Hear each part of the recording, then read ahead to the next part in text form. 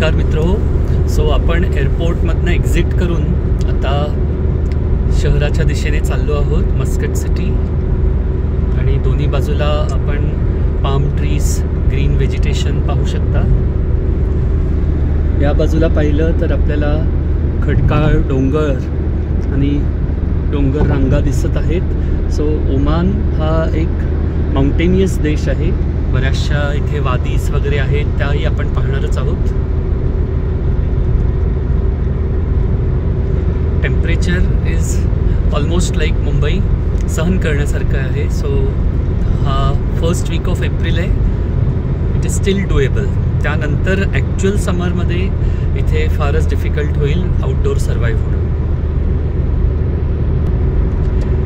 रस्ते वगैरे पाहिले तर they are top class. Lane discipline सगळीकडे पाळली जाते. हॉन्किंग नसतं. मुळात गाड्याच फार कमी आहेत, त्यामुळे ॲब्सोल्युटली केओस वगैरे काहीच नाही आहे.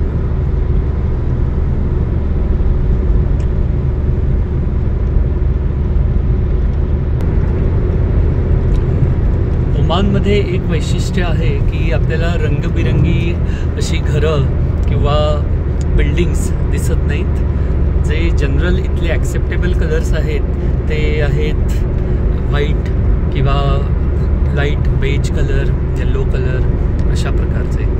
खूप डार्क कलर्स किंवा वेगवेगळे कलर्स असे वापरले जात नाहीत. But one thing that is remarkable is the greenery that you can see all across the road, on both sides of the road basically.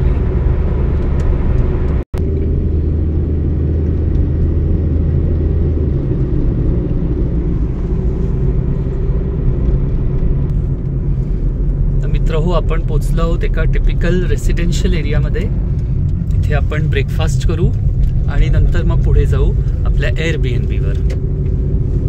So you can see one very important thing to note about Oman is unlike all other gulf countries ज्यांच्यामध्ये अगदी शर्यत लागलेली आहे की multi storied आणि tallest building कोण बनवणार. इथे you may not see those kind of multi storied buildings.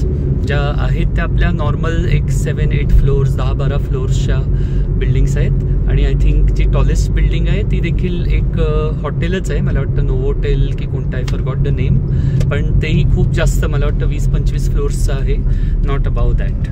So त्यांचा जो फोकस आहे तो आहे to preserve the rich cultural heritage.